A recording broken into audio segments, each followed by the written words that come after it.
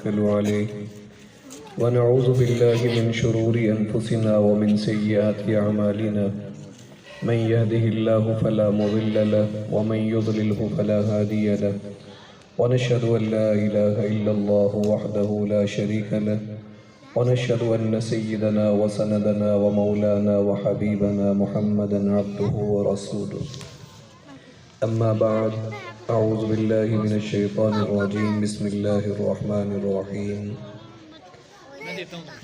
ما كان محمد أبا أحد من رجالكم ولكن رسول الله وخاتم النبيين صدقت يا رب العالمين. قال النبي صلى الله عليه وسلم النكاح من سنتي. وقال النبي صلى الله عليه وسلم من رغب عن سنتي فليس مني. وقال النبي صلى الله عليه وسلم أنكحوا الودود والولود أو كما قال عليه الصلاة والسلام.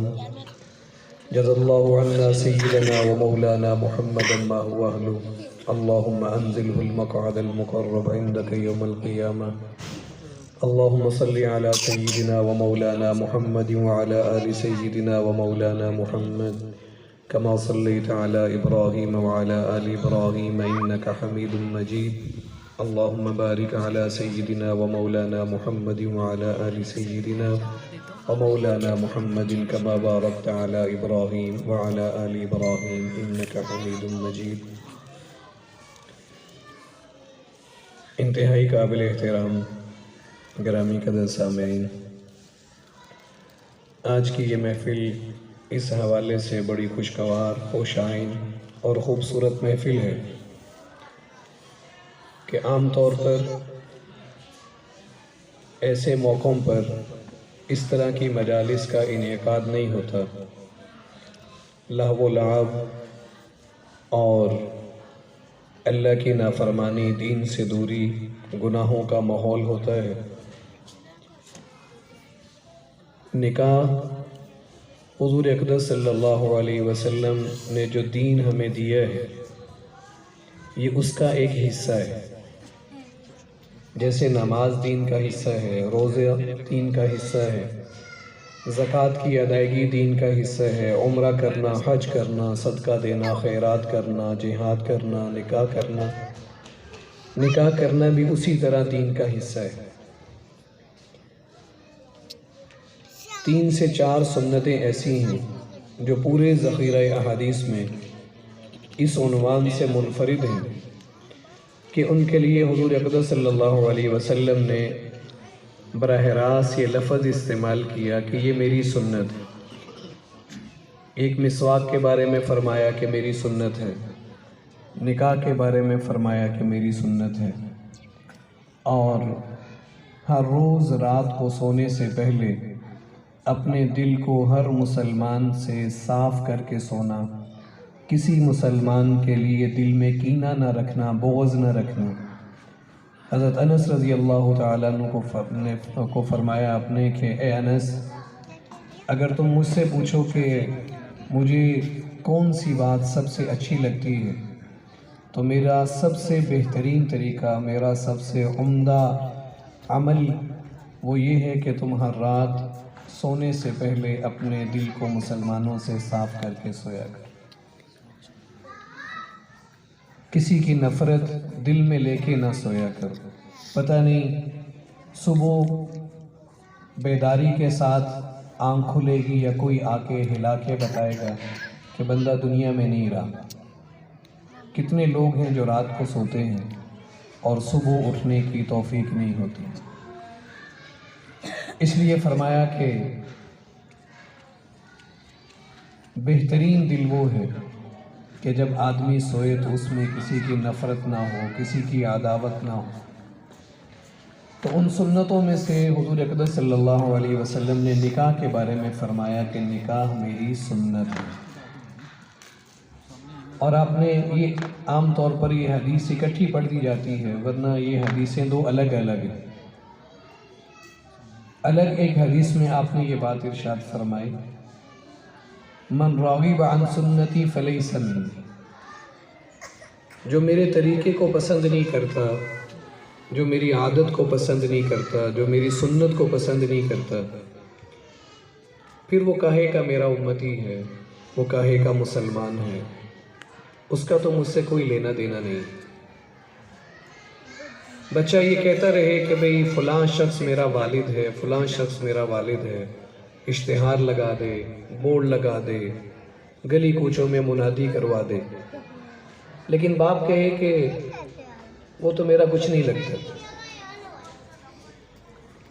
تو وہ جو اس نے اشتہار لگائے کہ فلاں شخص میرا باپ ہے، وہ اشتہار کوئی معنی نہیں رکھیں گے۔ سب اس کو کہیں گے کہ تم تو ڈنڈورا پیٹ رہے ہو کہ وہ فلاں شخص میرا باپ ہے، فلاں شخص میرا باپ ہے، تمہارا باپ تو کہتا ہے کہ میرا اس سے کوئی لینا دینا نہیں، وہ میرا کچھ نہیں لگتا۔ اسی طرح حضور اقدس صلی اللہ علیہ وسلم نے فرمایا کہ تم تو کہتے رہو کہ ہم مسلمان ہیں، ہم مسلمان ہیں، لیکن تمہارے دل میں، تمہاری زندگی میں سنت نہیں ہے، تم کہے کہ مسلمان۔ اور اس کے ساتھ ایک اور بات فرمایا کہ یہ کوئی ایسی بات نہیں ہے، یہ کوئی معمولی بات نہیں ہے، من احب سنتی فقد احبنی، من احبنی کان معی فی الجنہ۔ اس کے برعکس جو سنت سے پیار کرتا ہے، سنت سے محبت کرتا ہے، وہ واقعی میں میرا عاشق ہے۔ اس کے عشق کی ضمانت، اس کے عشق کی گارنٹی خود حضور اقدس صلی اللہ علیہ وسلم نے فرمائی، من احب سنتی فقد احبنی۔ جس نے میری سنت سے محبت کی وہ واقعی میرا محب ہے، اسے اللہ قیامت کے دن واقعتاً میرے عاشقین کے اندر اٹھائے گا۔ اس نے اپنا نام دیوار پر عاشق رسول کے نام سے نہ بھی لکھا ہو تب بھی عشق رسول میں ہی اٹھایا جائے گا۔ اس نے منادی نہیں کروائی، اس نے نعرے نہیں لگائے، لیکن ہر عمل اس کا سنت کے مطابق ہے، وہ واقعتاً محب رسول ہے، عاشق رسول ہے۔ اسے کسی کو جتلانے کی، بتلانے کی اور اس کے لیے جلسہ جلوس، نعرے لگانے کی اس کو ضرورت نہیں۔ اور اگلی بات کیا فرمائی کہ من احب سنتی فقد احبنی ومن احبنی کان معی فی الجنہ۔ یعنی سنتوں پر عمل انسان کے لیے جنت میں داخل ہونے کا آسان ترین راستہ ہے، اور اس پر عمل کے نتیجے میں جنت کا ملنا، اس کی ضمانت خود حضور اقدس صلی اللہ علیہ وسلم نے دی۔ بدقسمتی سے ہوا یہ کہ ہم نے اتنی بڑی عبادت کو ایک رسم سمجھا ہے کہ بھئی بس بچہ بڑا ہو گیا ہے، اس کی شادی کرنی ہے، کیوں شادی کرنی ہے؟ بس بڑا ہو گیا۔ اور ایک رواج چلا ہوا ہے کہ بچے بڑے ہو جائیں، بیٹی بڑی ہو جائے تو اس کی شادی کر دیتے ہیں۔ کسی نے کبھی اس چیز کی زحمت نہیں کی کہ وہ جا کے کسی عالم سے پوچھے تو صحیح کہ نکاح کا کیا دین ہے، دین نے نکاح کیسے سکھایا ہے، ایک مسلمان کو حضور اقدس صلی اللہ علیہ وسلم نے کیا ہدایات دی۔ وضو کا کچھ نہ کچھ پوچھ لیں گے، غسل کا کچھ نہ کچھ پوچھ لیں گے، نماز کا پوچھ لیں گے، روزے کا کچھ نہ کچھ پوچھ لیں گے۔ مجھے اپنی اس تقریباً 47 سال کی یا 20-25 سال کی اس پڑھنے پڑھانے کی زندگی میں صرف دو بندے یاد ہیں، دو بندوں کا مجھے پتہ ہے کہ انہیں اللہ نے دین سے لگنے کی توفیق دی، دین سیکھنے کی توفیق دی، جماعت کے ساتھ وقت لگایا۔ انہیں یہ خیال ہوا کہ جا کے پوچھنا چاہیے کہ نکاح کا دین کیا ہوتا ہے۔ تو نبی علیہ السلام نے تو پوری تفصیل سمجھائی۔ آپ نے فرمایا کہ دیکھو لوگ 4 وجہ سے رشتے کرتے ہیں، 4 وجہ سے لوگ رشتہ داری کرتے ہیں۔ لحسنی ہی، کچھ لوگ رشتہ کرتے ہیں اور وہ دیکھتے ہیں کہ بچہ یا بچی خوبصورت ہے کہ نہیں، خوبصورتی کو دیکھتے ہیں۔ کچھ لوگ مال کو دیکھتے ہیں، مال دولت کیسی ہے، لڑکے کے پاس مال کتنا ہے، لڑکے والے دیکھتے ہیں کہ لڑکی جہیز کتنا لے کے آئے گی، سامان کتنا لے کے آئے گی، فرمائشیں کون کون سی پوری کرے گی، بچے کو کار ملے گی کہ موٹر سائیکل ملے گا، ایک ٹرک کے اندر سامان آئے گا کہ 2 ٹرک میں سامان آئے گا، بچے بھائی اس کے باہر ہوتے ہیں کہ اندرون ملک ہے، کاروبار کیسا ہے۔ تو فرمایا کچھ لوگ کیا کرتے ہیں، حسن دیکھ کے انتخاب کرتے ہیں، کچھ لوگ مال دیکھ کر انتخاب کرتے ہیں۔ فرمایا کہ کچھ لوگ کیا کرتے ہیں، خاندان دیکھ کر کہ بھئی یہ سیاسی خاندان ہے اور یہاں کی بچی آ جائے گی یا ہمارا بچہ چلے جائے گا تو ہم سیاسی طور پر مضبوط ہو جائیں گے، بڑی برادری ہے، تعلق والی برادری ہے، کہیں مار دھار لڑائی جھگڑے کی ضرورت پیش آئی تو کام آ جائیں گے۔ آپ نے فرمایا چوتھے نمبر پہ فرمایا کہ کچھ لوگ وہ کیا کرتے ہیں، دین دیکھتے ہیں، اور پھر آپ نے اس کے ساتھ فرمایا فَاظْفِرْ بِذَاتِ الدِّین، لوگوں رشتے میں دین کو دیکھا کرو۔ اگر تم کامیابی چاہتے ہو، کامیاب رشتہ چاہتے ہو تو پھر دین کو ترجیح دو۔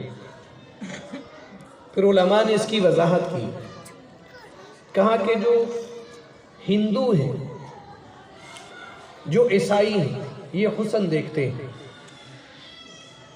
اور ہندو نسب دیکھتے ہیں، خاندان دیکھتے ہیں، یہودی دولت دیکھتے ہیں، مسلمان دین دیکھتا ہے۔ اب ہم دیکھ لیں کہ ہم نے اپنے رشتوں کے اندر دین کو کس جگہ پہ رکھا ہے، ہماری ترجیح کیا ہوتی ہے۔ ہم دیکھتے ہیں، ہم یہ پوچھیں گے کہ لڑکا کیا کرتا ہے، وہ کہیں گے جی لڑکا باہر سے پڑھ کے آیا، پھر تو ہماری ضرورت ہی نہیں کہ ہم اس بات کا ان سے سوال کریں یا بچے سے پوچھیں کہ کلمہ بھی آتا ہے کہ نہیں آتا، وضو کا بھی پتہ ہے کہ نہیں پتہ، کبھی مسجد بھی گئے ہو کہ نہیں گئے۔ یہ سوال کرتے تو ویسے جیسے زبان پہ نا کوئلے آ جاتے ہیں، اور ہم احساس کمتری میں ڈرے ڈرے سے کہ یہ لوگ ہمیں پرانے زمانے کا لوگ سمجھیں گے۔ دیکھیں ہم کہہ رہے ہیں کہ آکسفورڈ سے پڑھ کے آیا ہے اور باہر کی یونیورسٹی سے پڑھ کے آیا ہے، یہ تو بڑے کو پرانے زمانے کے لوگ لگتے ہیں، انہیں کوئی اہمیت کا اندازہ ہی نہیں کہ آکسفورڈ کے پڑھے ہوئے سے یہ پوچھ رہے ہیں کہ جی وضو آتا ہے کہ نہیں آتا، کلمہ آتا ہے کہ نہیں آتا، کبھی نماز پڑھی، کبھی مسجد میں گئے۔ ہم تو یہ سوچنا تک گوارا نہیں کرتے، پھر بعد میں حادثے ہوتے ہیں کہ یہ خاندان کہیں مرزائیوں کا تو نہیں، پھر بعد میں روتے ہیں۔ جس چیز کو کامیابی کی وجہ نبی علیہ السلام نے قرار دیا وہ ہمارے ہاں کوئی معنی نہیں رکھتا۔ ہمارے ہاں 2 ہی چیزیں ہیں، ہم کہتے ہیں جی بہت اچھا رشتہ مل گیا، کوئی دوست پوچھے جی آپ نے اپنی بیٹی کا رشتہ کر دیے، یعنی ہاں کر دی ہے، اللہ کا شکر ہے، بہت اچھا رشتہ مل گیا۔ اب یہ جو بہت اچھا رشتہ مل گیا، اس کی تفسیر، اس کی وضاحت جو ہم کرتے ہیں وہ ہم یہی کریں گے، منڈا سونا بڑا ہے، ایک بات اپنا کاروبار کرتا ہے، یا نوکری بہت اچھی ہے، یا وہ کیا ہوتا ہے، باہر ہوتا ہے۔ شاید آپ لوگوں نے کبھی سنا ہو، لیکن میں نے نہیں سنا کہ کبھی کسی نے یہ کہا ہو کہ بہت اچھا رشتہ مل گیا ہے، لڑکا بڑا دیندار ہے، لڑکا ماشاءاللہ بارش ہے، لڑکا بہت اچھا ہے۔ جس چیز کو نبی علیہ السلام نے فرمایا فَاظْفِرْ بِذَاتِ الدِّین، کہ اگر تم اس رشتے میں کامیابی چاہتے ہو، کامیابی کیا ہوتی ہے کہ بھی ادب و احترام کا رشتہ باقی رہے، جو بچی آپ کے گھر میں آئے اس کے اندر حیا ہو، اس کو بولنے کی تمیز ہو، بڑے چھوٹے کے مقام کا لحاظ ہو، زبان کے اندر اس کے مٹھاس ہو۔ ہمارے والد صاحب رحمۃ اللہ علیہ فرمایا کرتے تھے کہ لڑکا دیکھنا ہو نا، رشتے کے حوالے سے کسی سے بات کر رہے تھے، اگر لڑکا دیکھنا ہو تو اس کے دوستوں کو دیکھ لو، اس کے دوستوں کو دیکھ لو، تمہیں خود پتہ چل جائے گا اس کی مجلس کیسے لڑکوں کے ساتھ ہے، تو تمہیں زیادہ تحقیق کی ضرورت نہیں پڑے گی۔ کہتے تھے کہ بچی دیکھنی ہو نا کہ بچی گھرداری میں کیسی ہے، تو اس کے گھر جب بچی کو دیکھنے کے لیے خواتین جائیں تو ان سے کہنا کہ 2 چیزیں دیکھیں، چپ کر کے ان کا کچن دیکھیں اور ان کا بیت الخلا دیکھیں۔ اگر ان کا کچن نظم و ضبط میں ہے تو سمجھ لیں کہ بچی آپ کے گھر کو سنبھال لیں، اور اگر دو کام والیاں رکھی ہوئی ہیں اور کوئی گھر میں کام شام کا کام دھندے کا کوئی نظام نہیں ہے تو پھر آپ لوگ بھی ایک دو نوکرانیوں کا بندوبست کر کے رکھیں۔ تو نبی علیہ السلام نے فرمایا کہ دینداری کو ترجیح دیں، بعد میں رونے اور پچھتانے کی بجائے، اور ہمیشہ انسان کو ناکامی کا سامنا کرنا پڑتا ہے جب ہم دین کو پیچھے ڈالیں گے۔ یہ ہو نہیں سکتا کہ آپ اللہ کے نبی کی ہدایات کو پس پش ڈالیں اور کامیاب زندگی بسر کریں، یہ نہیں ہو سکتا۔ کامیاب زندگی کے لیے دین ضروری ہے، اور اس چیز کو ذہن میں رکھیں یہ بات کہ نبی علیہ السلام نے کیا فرمایا، النکاح من سنتی، نکاح کیا ہے؟ یہ سنت ہے، اس کا پورا دین ہے۔ اس دین کو سیکھنے کی ضرورت ہے۔ ہمیں پتہ ہی نہیں ہوتا کہ وہ کون سے الفاظ ہیں کہ جن کی ادائیگی سے میاں بیوی کا رشتہ ختم ہو جاتا ہے۔ ایک خاتون اپنے خامند کے ساتھ آئیں مسئلہ پوچھنے کے لیے، اور کہنے لگیں کہ یہ مجھے ہر چوتھے دن کہہ دیتا ہے، جب بھی جھگڑا ہوتا ہے کہتا ہے تینوں 1000 طلاق کر۔ تو آگے سے وہ دلیل کیا دیتا ہے؟ آگے سے وہ دلیل یہ دیتا ہے کہ بھئی طلاق تو 1 دفعہ دینے سے یا 2 دفعہ دینے سے یا 3 دفعہ دینے سے ہوتی ہے، میں تو 1000 کا لفظ بولتا ہوں، 1000 سے تھوڑی ہوتی ہے۔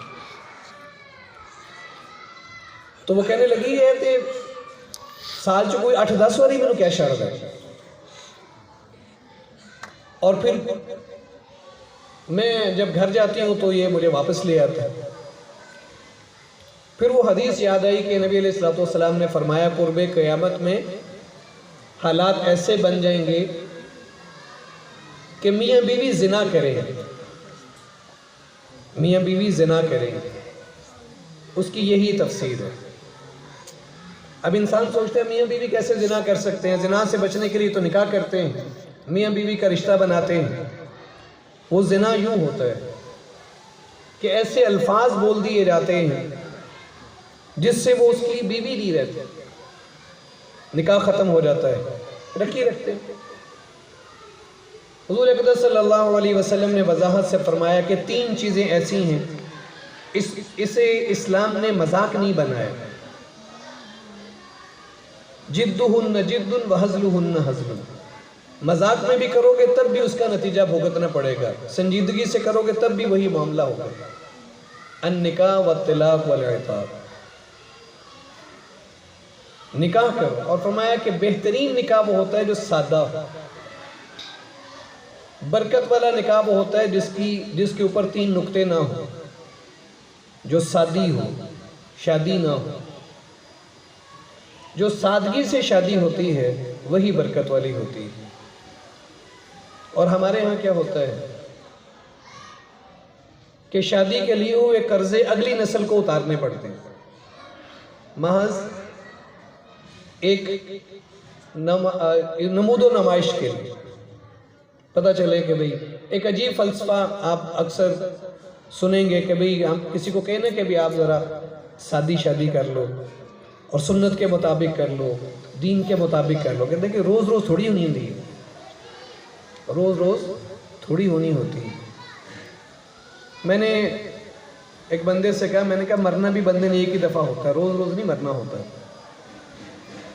یہ صرف نکاح ایک ایسی چیز نہیں ہے، نکاح تو پھر بھی امکان ہوتا ہے دوسری دفعہ بھی ہو جائے، تیسری دفعہ بھی ہو جائے، موت تو ایک ہی دفعہ آتی ہے، اس کے بعد اس میں دوبارہ کوئی آپشن ہی نہیں ہوتا۔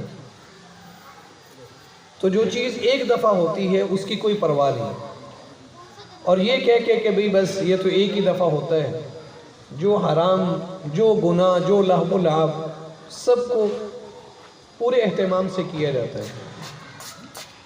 تو آپ نے فرمایا کہ نکاح وہ ہوتا ہے جو سادگی سے ہو، اور آپ نے فرمایا کہ نکاح کے اندر مہر ادا کیا کرو۔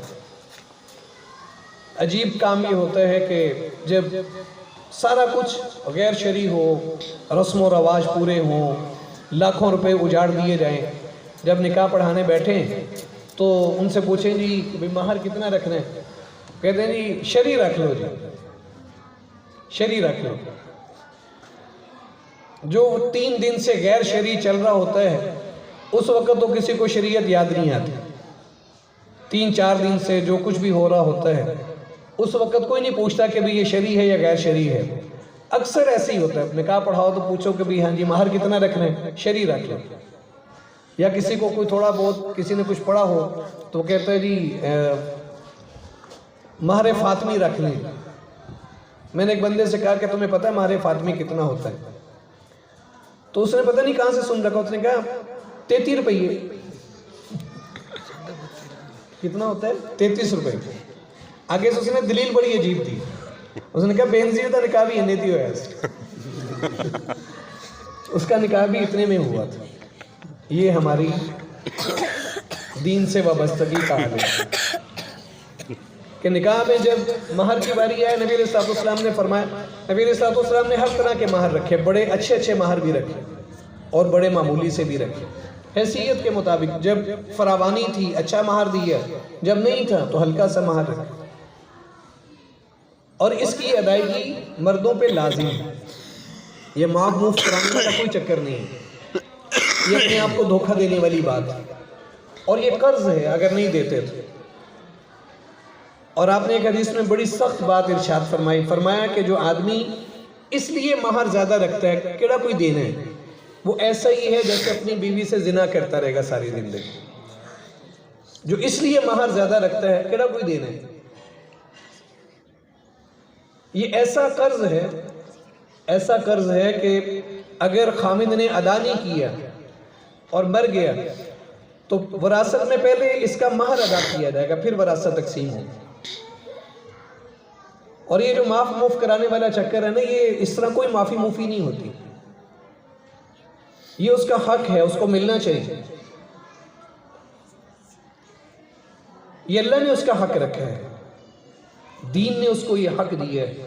ہاں اعتدال ہونا چاہیے، جتنی گنجائش ہے، لڑکا اگر اچھا اللہ نے اس کو صاحب حیثیت بنایا ہے، اپنی حیثیت کے مطابق اچھا مہر دے، لیکن محض نمود و نمائش کے لیے پلاٹ بھی لکھ دو، مکان بھی لکھ دو، سونا بھی لکھ دو، فلانی چیز بھی لکھ دو، فلانی چیز بھی لکھ دو، اور وہ سوچ رہا ہے کوئی گانی لکھی جانا کیڑا بھی دینا ہے، لیکن اسے پتہ نہیں ہے کہ جب یہ لکھا جاتا ہے یہ اس کے ذمے میں لازم ہو جاتا ہے۔ جو چیز تحریراً لکھی جاتی ہے کہ یہ چیز بطور مہر کے آپ نے دینی ہے اور اس پہ سائن کر دیتا ہے، وہ چیز اس پہ لازم ہو جاتی ہے۔ تو جس طرح ہم نماز کا دین، روزے کا دین، زکوٰۃ کا دین، اس کا سیکھنا ضروری ہے، اسی طرح نکاح کے دین کا سیکھنا بھی ضروری ہے۔ وقت نہیں ہے، اللہ تعالی ہم سب کو عمل کرنے کی توفیق عطا فرمائے۔ وآخر دعوانا الحمد